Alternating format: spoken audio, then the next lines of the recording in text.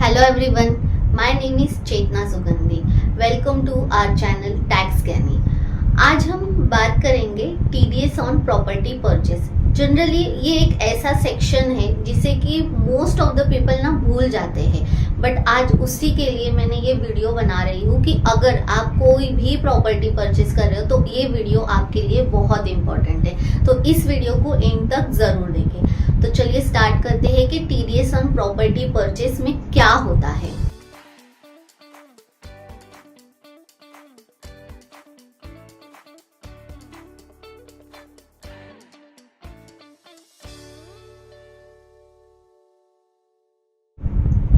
अब मान के चलिए आप कोई प्रॉपर्टी परचेस कर रहे हैं. अब प्रॉपर्टी मीन्स क्या होता है? Residential property.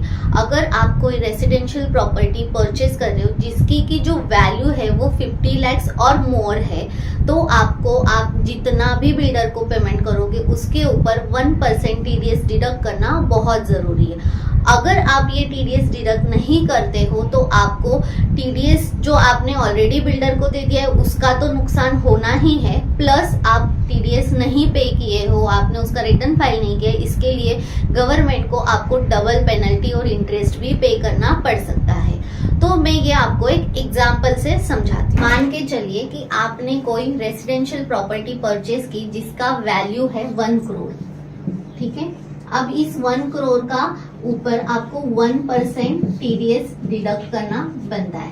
तो 1 करोड़ के 1% कितने होते हैं? 1 लाख रुपीज. दैट मीन्स आप जब भी बिल्डर को पे करोगे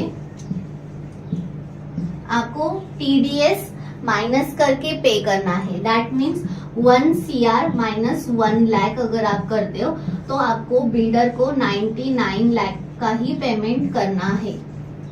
अब अगर आपसे ये गलती हो जाती है कि आप 99 लाख के बदले अगर 1 CR पे कर देते हैं तो इसमें आपकी गलती है. आपको फिर भी 1 लाख का अमाउंट जो है वो पे करना पड़ेगा टीडीएस.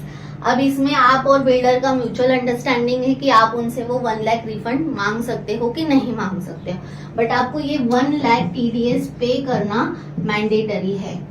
अब इन केस आपने पेमेंट कर दिया लेकिन आपने बिल्डर को 99 लाख ही पे किया है, लेकिन आपने टीडीएस डिडक्ट करके पे किया है, बट आपने टीडीएस पे ही नहीं किया, तो क्या होगा? इन केस अगर आपने ये 1 लाख टीडीएस नहीं पे किया तो आपको इसके ऊपर पेनल्टी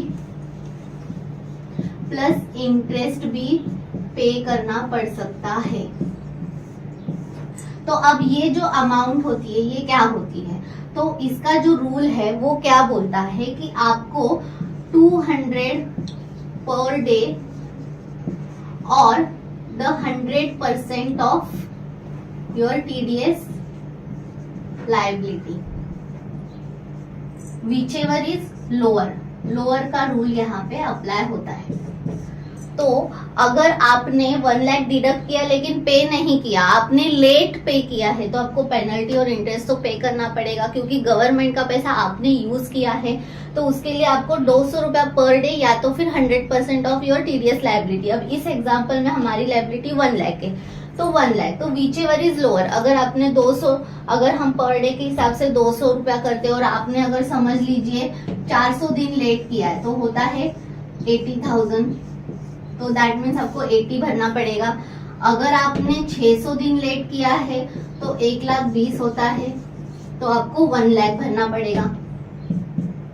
तो ऐसे होता है. अब ये जो रिटर्न होता है प्रॉपर्टी वाला ये किस में जाता है? अब आप बोलोगे कि हम लाइफ में एक बार ही प्रॉपर्टी लेने वाले, तो उसके लिए क्या हम टैन नंबर निकाले, उसके लिए इतनी बड़ी प्रोसेस करनी है? तो ऐसा नहीं होता है. अगर आपने रेसिडेंशियल प्रॉपर्टी परचेज की है और अगर आप उसका टीडीएस डिडक्ट कर रहे हो तो उसका जो रिटर्न होता है वो जाता है 26 QB करके फॉर्म में. अब इस फॉर्म में आप जब भी उसको फाइल करोगे इसमें आपको टैन की रिक्वायरमेंट नहीं होती है. आपका जो रिटर्न जाता है वो टैन बेस्ड जाता है. ठीक है. तो इसमें आपको टैन की जरूरत नहीं है, तो वो कंप्लायंसेस आपको करने की जरूरत नहीं है. एज ए इंडिविजुअल आप इसमें पैन करते हो बिकॉज ये जो सेक्शन है 194IA ये जो है ये रेसिडेंशियल प्रॉपर्टी के लिए है एंड इसीलिए इसमें पैन को यूज किया जाता है। तो आई होप कि आपको ये एग्जाम्पल और ये जो सेक्शन 194 IA का जो कंप्लायंसेस है एंड जो उसकी कंसेप्ट है वो समझ में आई होगी। और भी ऐसे इंफॉर्मेशन के लिए हमारे पेज को एंड चैनल को जरूर सब्सक्राइब करें ताकि आपसे कोई भी इम्पोर्टेंट अपडेट्स ना छूटे। अगर वीडियो अच्छा लगे तो जरूर सेव करें, शेयर करें अपने कॉन्टेक्ट्स में। फिर मिलते हैं नेक्स्ट वीडियो में।